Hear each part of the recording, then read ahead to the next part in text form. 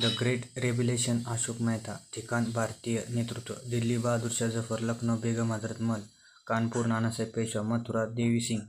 अलाहाबाद लियाकत अली फैजाबाद मौलवी मुल्ला जगदीशपूर कुंवर सिंग आणि झाशीची राणीबाई लक्ष्मीबाई. उठावातील महत्त्वाची व्यक्ती बहादूरशाह जफर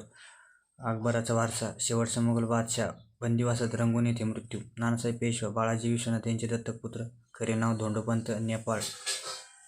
नेपाळ येथे राजकीय आश्रय तात्या टोपे रामचंद्र पांडुरंग टोपे नानासाहेब पेशवे यांची एकनिष्ठ 8 एप्रिल 1859 शिंपरी MP ला फाशी पराभूत शिवाजी असे सावरकरांनी म्हटले. राणी लक्ष्मीबाई मनू तांबे